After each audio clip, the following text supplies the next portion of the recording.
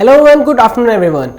This is Shaurya from Market Times TV, and now we will discuss what's going on in the global financial markets as well as commodities markets and how currencies, shares and commodities are trading right now.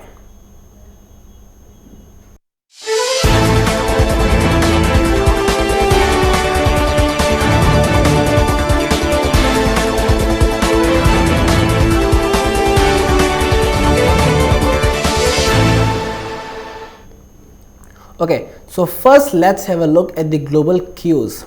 First cue is come from US-China trade talks. Yes, the same trade talks that have dominated the market for more than 1.5 years, and it is still continuing to dominate the market. At one front, we are getting reports that this time the trade war talks are going well and US may not impose tariffs on China. But at the same point, the US advisor Larry Kudlow has said that China may get ready to face tariffs as $156 billion of tariff on 15 December are still in place. This means that still America is saying that there will be a tariff imposition, but at the same time they are saying talks are going well and Donald Trump is happy how the things are progressing. While China is being adamant that they want the previously imposed tariffs to be rolled back. So that is creating some kind of a problem. Also at the same time, how Hong Kong matter get involved in these trade talks are also becoming some kind of problem.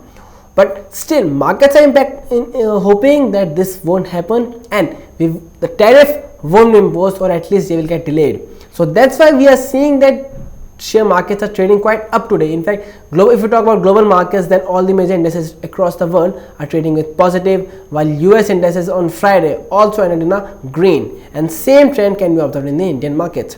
The next news is coming from the UK elections and Brexit elections are also facing a lot of attention, because if Boris Johnson, its current Prime Minister, win by a majority, then he will be able to pass the Brexit deal with very clarity, and if that happens, it will be good for the certainty of the economy, which is facing a lot of uncertainty since 2016. So if that goes well, it will be great for the market, and that is being played out well, because right now currency markets and markets are expecting that Boris Johnson will win with clear majority.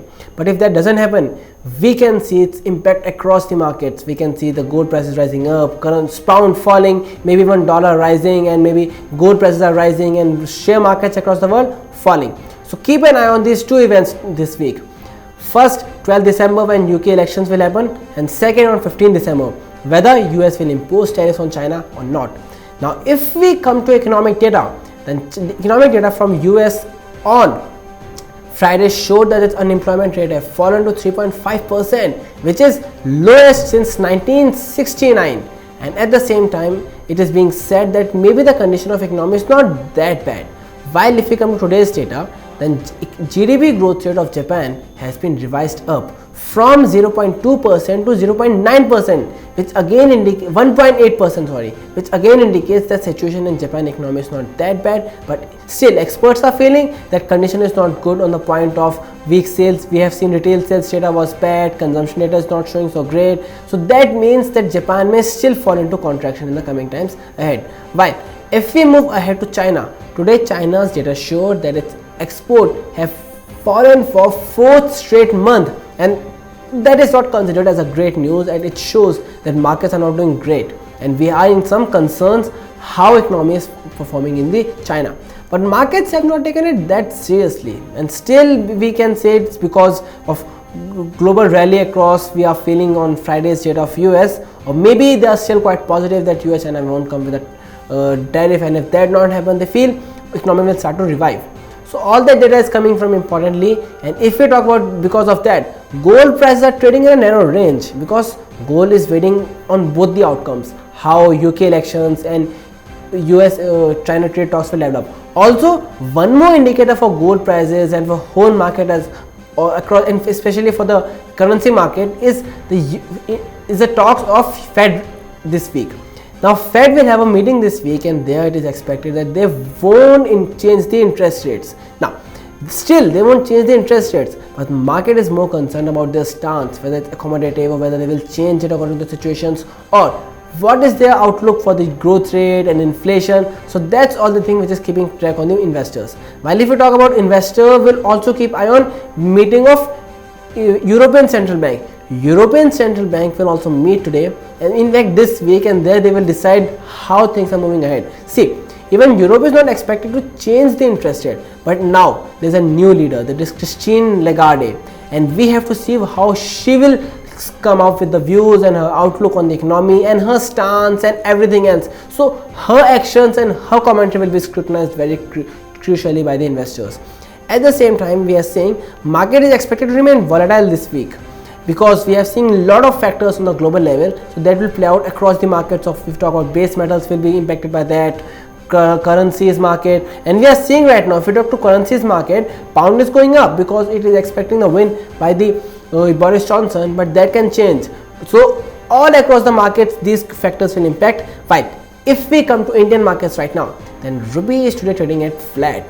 In fact, today at the opening, rupee opened with a decline, but now rupee gained some momentum, and today it's trading around 71.19, quite flat. Fine. Indian indices and Nifty and Sensex are showing some gain, as Sensex is up by 0.42% and it is at 40,615, while Nifty is trying to reach closer and closer to again 12,000 mark, as it is trading at 11,974. At the same time, Nifty Mid Cap Index and Nifty Small BSE Mid Cap Index are also trading in a green, which shows positivity is there in the markets. So positivity may be there because at the one point, Finance Minister Nirmala Sitharaman has said that she will reduce the income tax of personal income tax. So that is playing well in the market. At the same time, she also said that a lot of other measures are coming. So that is going well with the market. At the same time, she said that faceless scrutiny in tax is being done so that individuals are not getting harassed by the income tax officials. All this thing is working in the favor of the market, while positive risk sentiment across the globe is also getting impacted in the Indian market. While if we talk about economic data, then this week inflation data and industrial production data from India will come. So there is kind of an interesting factor. At one point, we expect industrial data from India to fall even below the last time, and it can fall below 5%. While if we talk about inflation, it is expected to increase. So that is kind of a tricky situation for the markets, and we expect that after some time ahead, things can get reversed. Industrial production data may start to improve, while inflation can get into control, and that's why RBI did not reduce its interest rate in the last meeting, as it is also waiting how things will play out. So if we talk about these are the national factors, and if we talk about current stock market factors and what's going on, then let's move to the FMCG sector.